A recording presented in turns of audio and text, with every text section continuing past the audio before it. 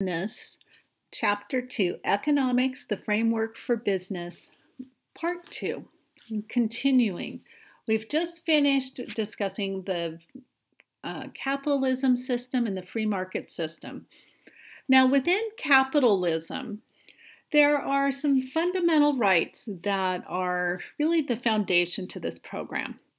In order for capitalism to succeed, the system must ensure some fundamental rights to all of the people who live within the economy.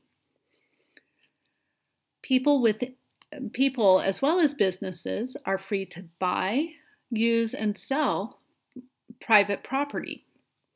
They can also pass on their properties to their heirs. People and businesses are free to buy what they want and to not buy what they don't want. They have the right to choose. They are also free to choose where they want to work and where they want to live. And finally, there is the right to fair competition, where business practices have the right to not be exposed to deceptive pricing, predatory pricing, etc. Basically bad ethics. And bad ethics in business spoil the spirit of fair competition.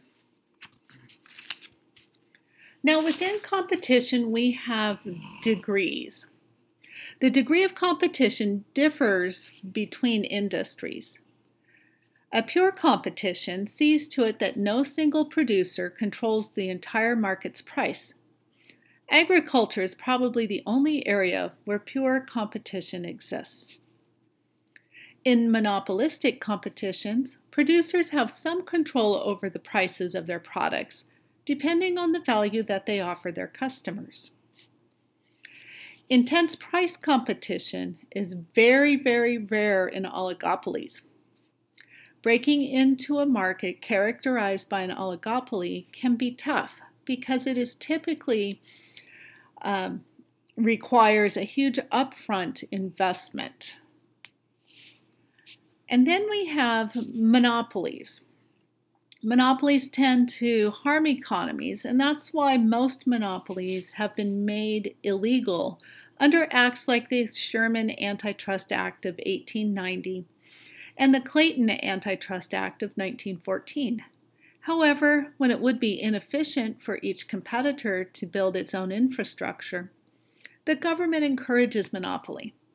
And this is when a natural monopoly is born.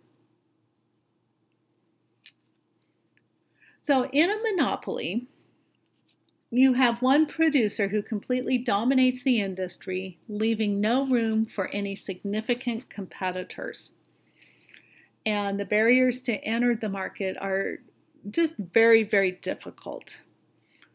An example of a monopoly that we have in the Northwest is Bonneville Power Administration. Now, Bonneville is a public utility, and public utilities offer a clear example of natural monopolies. If you wanted to go out and build a dam across a river and sell your electricity to consumers, it would be virtually impossible for you to get the resources to block the Columbia River, for example, and to then send all the wires out to carry the electricity. So this is an example of a healthy monopoly that the government does oversee. In addition to natural monopolies, the government grants patents and copyrights, which create artificial monopoly situations. And they do that to encourage innovation. Now, in a free market system, the buyers and sellers continuously interact, and this determines which products will be sold in the market and what the price of their products should be.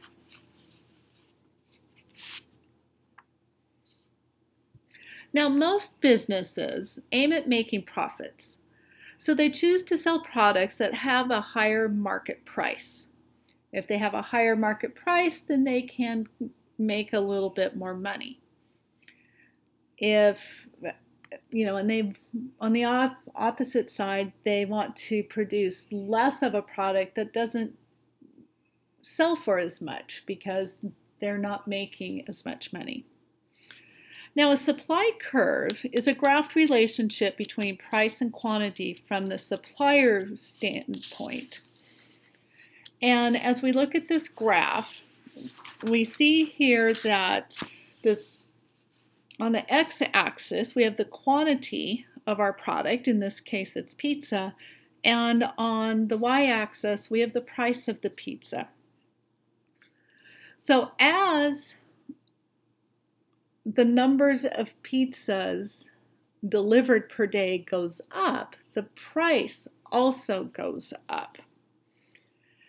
And this is an example of a supply curve. Now, on the opposite hand, we have demand. Consumers aim to acquire products that they need at the lowest price possible.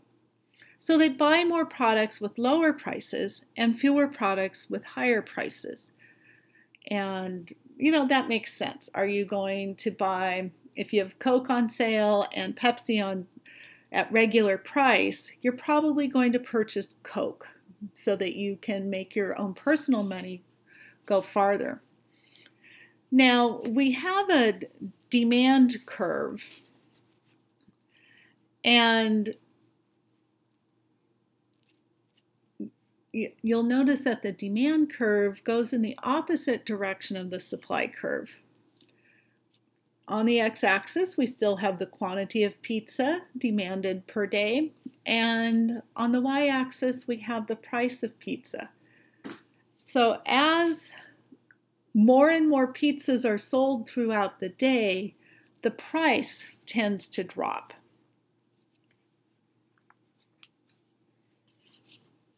Now, we know that there is a relationship between producers and consumers. And it is where these two groups, where supply and demand meet, that we have something that is called equilibrium price. So the equilibrium price is where the supply and demand intersect with each other. And that is where everything is in alignment so that the producers are selling their product at a price that they want to sell it for. Consumers are able to purchase a product at a price they're willing to pay for it. This is called equilibrium. And prices can adjust based on the market demand, and they can go up, they can go down, depending on what is influencing the market. Next, we're going to take a very quick look at socialism. So in a planned economy, the government controls the economy. Socialism and communism are two different types of planned economies. In a socialist economy, although the official government goal is to run these enterprises in the best interest of the overall public, inefficiencies and corruption often interfere with effectiveness. Socialistic economies also tend to have higher taxes, which are designed to distribute wealth more evenly throughout society. Now, communism is a program that was developed by Karl Marx when he introduced his book, The Communist Manifesto. Countries that have adopted communism, some examples are the Soviet Union, North Korea, and Vietnam, have all failed. In a communist economy, people were unable to make even basic choices such as where to work or what to buy. And when the Soviet Union was a very strong economic force, There were frequently, if you look back in history, long, long lines. They called them bread lines, but people would be waiting for bread. Um, they couldn't get their basic needs, and that helped to generate a black market. People also didn't have a choice about where to work. They worked where the government told them to. And we see some of that in China right now, although the Chinese system is, while they are still communistic, they also have a lot of capitalism and free enterprise that is really starting to blend their two systems together. And that leads us to mixed economies. So pure economies, whether it's a market or planned economy, will not be able to fulfill all of the needs of its citizens. This is one of the reasons why most countries are opting for mixed economies. The different departments of the United States government owns a number of enterprises, like the Postal Service, schools, and so on. In the last 30 years, a majority of the economies have gone in for privatization. So that's converting government-owned businesses to private ownership. The price of economic restructuring is very high and proves to be a hurdle for nations undergoing market reforms. Now, when we are evaluating the economic performance of an economy, there are 5 main categories that we look at: gross domestic product, employment level, business cycle, inflation rate, and productivity. Now, the gross domestic product, or GDP, is made up of all domestic productions. By domestic, that means within, in this case, in the United States. It doesn't matter if a particular domestic production is owned by a foreign-owned company. As long as it's being produced within the boundaries of the United States, it does count towards GDP. Now, while calculating GDP, illegal activities and legal goods that are not reported to avoid taxation are not taken into consideration. So anytime you have products being bought and sold on the black market, whether it's an illegal product or, a lot of times people barter and they have garage sales, and those sorts of revenues are not included in the GDP. Now, the level of employment contributes to a country's economic health. If people will have jobs, they will have money to spend and invest. And this in turn will contribute to the company's economic growth. Frictional unemployment tends to be ultimately positive, whereas the same is not true of structural unemployment, which happens when the economy has no need for skills that someone has to offer. Some examples of seasonal jobs are employees that are in construction and also in agriculture. You can only harvest Oregon strawberries in June, for example. Now, the business cycle. This cycle does not have a predictable pattern. The phases of the cycle are different each time they happen, and no one can accurately predict the changes. In the contraction phase, businesses cut back on production, and consumers shift their buying patterns to more basic products and fewer luxuries.